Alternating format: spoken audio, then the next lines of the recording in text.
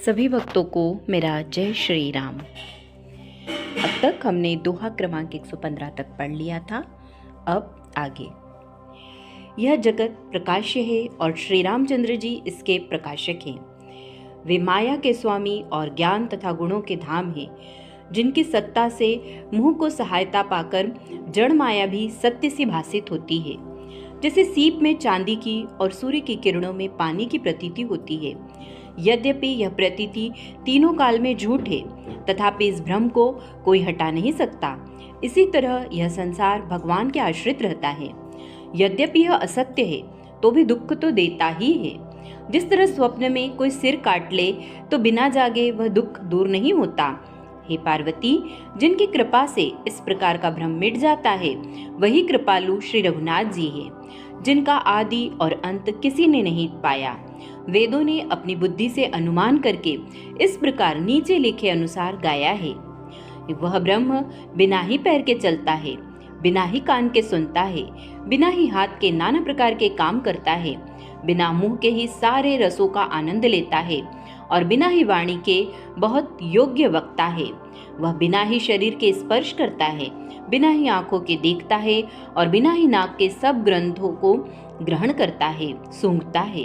उस ब्रह्म की करनी सभी प्रकार से ऐसी अलौकिक है कि जिसकी महिमा कही नहीं जा सकती, जिसका वेद और पंडित इस प्रकार वर्णन करते हैं और मुनि जिसका ध्यान करते हैं, वही दशरथ नंदन भक्तों के हितकारी अयोध्या के स्वामी भगवान श्री रामचंद्र जी हैं।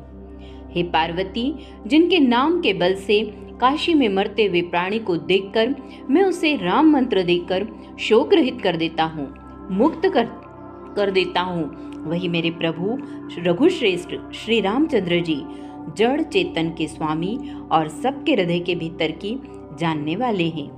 विवश होकर बिना इच्छा के भी जिनका नाम लेने से मनुष्य के अनेक जन्मों के किए हुए पाप जल जाते हैं, फिर जो मनुष्य आदर पूर्वक उनका स्मरण करते हैं, वे तो संसार रूपी दुस्तर समुद्र को गाय के खूर से बने हुए गड्ढे के समान अर्थात बिना किसी परिश्रम के पार कर जाते हैं। हे पार्वती, वही परमात्मा श्री रामचंद्र जी हैं। उनमें भ्रम देखने में आता है।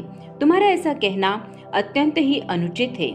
इस प्रकार का संदेह मन में लाते ही मनुष्य के ज्ञान, वैराग्य आदि सारे सद्गुण नष्ट हो जाते हैं। शिव जी के भ्रम नाशक वचनों को सुनकर पार्वती जी के सब कुतर्कों की रचना मिट गई।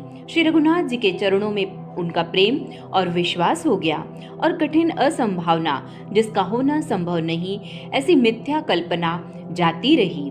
बार बार स्वामी के चरण कमलों को पकड़कर और अपने कमल के समान हाथों को जोड़कर पार्वती जी मानो प्रेम रस में सान कर सुंदर वचन बोली। आपकी चंद्रमा की किरणों के समान शीतल वाणी सुनकर मेरा अज्ञान रूपी शरद ऋतु की धूप का भारी ताप मिट गया। हे कृपालु, आपने मेरा सब संदेह हर लिया।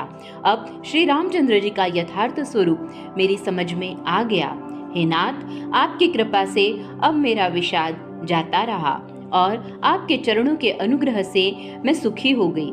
यद्यपि मैं स्त्री होने के इस कारण स्वभाव से ही मूर्ख और ज्ञानहीन हूँ, तो भी अब आप मुझे अपनी दासी जानकर, हे प्रभु, यदि आप मुझ पर प्रसन्न हैं, तो जो बात मैंने पहले आपसे पूछी थी वही कहिए। यह सत्य है कि श्री रामचंद्र जी ब्रह्म हैं, चिन्मय हैं, अविनाशी हैं, सबसे रहित और सबके हृदय रूपी नगरी में निवास करने वाले हैं। फिर हे नाथ, उन्होंने मनुष्य का शरीर किस कारण से धारण किया? हे धर्म की ध्वजा धारण करने वाले प्रभु, यह मुझे समझा कर कहिए।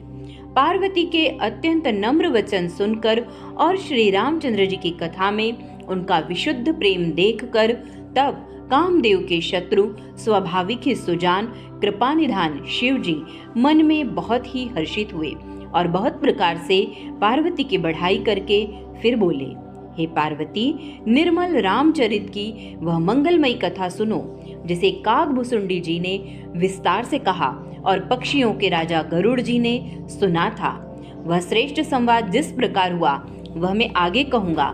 अभी तुम श्री रामचंद्र जी के अवतार का परम सुंदर और पवित्र चरित्र सुनो। श्री हरि के गुण, नाम, कथा और रूप सभी अपार, अगणित और असीम हैं। फिर भी हे पार्वती, मैं अपनी बुद्धि के अनुसार कहता हूँ, तुम आदर पूर्वक सुनो। हे पार्वती सुनो, वेद शास्त्रों में श्री हरि के सुंदर, विस्तृत और निर्मल चरित्रों का ज्ञान किया है। हरि का अवतार जिस कारण से होता है वह कारण बस यही है, ऐसा नहीं कहा जा सकता। अनेकों कारण हो सकते हैं और ऐसे भी हो सकते हैं जिन्हें कोई जान ही नहीं सकता। हे सयानी सुनो, हमारा मत तो यह है कि बुद्धि, मन और वाणी से श्री रामचंद्र जी की तर्कना नहीं की जा सकती। तथापि संत, मुनि, वेद और पुराण अपनी अपनी बुद्धि के अनुसार जैसा कुछ कहते हैं और जैसा कुछ मेरी समझ में आता है, हे सुमुखी, वही कारण मैं तुमको सुनाता हूँ। जब जब धर्म का ह्रास होता है और नीच अभिमानी राक्षस बढ़ जाते हैं और वे ऐसा अन्याय करते हैं कि जिसका वर्णन नहीं हो सकता, तथा ब्राह्मण, गौ, देवता और पृथ्वी कष्ट पाते हैं, तब तब वे कृपा निधान प्रभु भांति भांति के शरीर धारण कर सज्जनों की पीड़ा हरते हैं। वे असुरों को मारकर देवताओं को स्थापित करते हैं, अपने श्वास रूपी वेदों की मर्यादा की रक्षा करते हैं और जगत में अपना निर्मल यश फैलाते हैं। श्री रामचंद्र जी के अवतार का यह कारण है।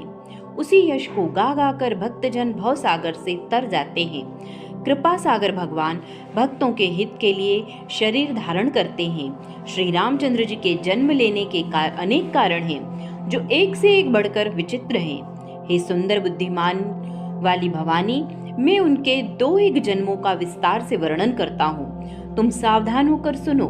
श्री हरि के जप के जय और विजय 2 प्यारे द्वारपाल हैं, जिनको सब कोई जानते हैं। उन दोनों भाइयों ने ब्राह्मण के श्राप से असुरों का तामसी शरीर पाया। एक का नाम था हिरण्यकश्यपु और दूसरे का हिरण्याक्ष। ये देवराज इंद्र के गर्व को छुड़ाने वाले सारे जगत में प्रसिद्ध हुए। वे युद्ध में विजय पाने वाले विख्यात वीर थे। इनमें से एक हिरण्याक्ष को भगवान ने वराह सुअर का शरीर धारण करके मारा। फिर दूसरे हिरण्यकश्यपु का नरसिंह रूप धारण करके वध किया और अपने भक्त प्रहलाद का सुंदर यश फैलाया। वे ही दोनों जाकर देवताओं को जीतने वाले तथा बड़े योद्धा रावण और कुंभकर्ण नाम के बलवान और महावीर राक्षस हुए, जिन्हें सारा जगत जानता है। भगवान के द्वारा मारे जाने पर भी वे हिरण्याक्ष और हिरण्यकश्यपु इसलिए मुक्त नहीं हुए कि ब्राह्मण के वचन का प्रमाण 3 जन्म के लिए था। अतः एक बार उनके कल्याण के लिए भक्त प्रेमी भगवान ने फिर अवतार लिया। वहां उस अवतार में कश्यप और अदिति उनके माता पिता हुए, जो दशरथ और कौशल्या के नाम से प्रसिद्ध थे। एक कल्प में इस प्रकार अवतार लेकर उन्होंने संसार में पवित्र लीलाएं की। एक कल्प में सब देवताओं को जलंधर दैत्य से युद्ध में हार जाने के कारण दुखी देखकर शिव जी ने उसके साथ बड़ा घोर युद्ध किया, पर वह महाबली दैत्य मारे नहीं मरता था। उस दैत्यराज की स्त्री परम सती बड़ी ही पतिव्रता थी। उसी के प्रताप से त्रिपुरासुर जैसे अजेय शत्रु का विनाश करने वाले शिव जी भी उस दैत्य को नहीं जीत सके। प्रभु ने छल से उस स्त्री का व्रत भंग कर देवताओं का काम किया। जब उस स्त्री ने यह भेद जाना, तब उसने क्रोध करके भगवान को श्राप दिया। लीलाओं के भंडार कृपालु हरि ने उस स्त्री के शाप को प्रामाण्य कर दिया, स्वीकार किया। वही जलंधर उस कल्प में रावण हुआ, जिसे श्री रामचंद्र जी ने युद्ध में मारकर परम पद दिया। एक जन्म का कारण यह था जिससे श्री रामचंद्र जी ने मनुष्य देह धारण किया। हे भरद्वाज मुनि सुनो, प्रभु के प्रत्येक अवतार की कथा का कवियों ने नाना प्रकार से वर्णन किया है। एक बार नारद जी ने शाप दिया, अतः एक कल्प में उसके लिए अवतार हुआ। यह बात सुनकर पार्वती जी बड़ी चकित हुई और बोली कि नारद जी तो विष्णु भक्त हैं और ज्ञानी हैं। मुनि ने भगवान को शाप किस कारण से दिया? लक्ष्मीपति भगवान ने उसका क्या अपराध किया था? हे पुरारी, यह कथा मुझसे कहिए। मुनि नारद के मन में मोह होना बड़े आश्चर्य की बात है। तब महादेव जी ने हंसकर कहा, न कोई ज्ञानी है न मूर्ख। श्री रघुनाथ जी जब जिसको जैसा करते हैं वह उसी क्षण वैसा ही हो जाता है। याज्ञवल्क्य जी कहते हैं, हे भरद्वाज, मैं श्री रामचंद्र जी के गुणों की कथा कहता हूँ, तुम आदर से सुनो। तुलसीदास जी कहते हैं, मान और मद को छोड़कर आवागमन का नाश करने वाले रघुनाथ जी को भजो। शेष आगे। बोलो सियावर रामचंद्र भगवान की जय।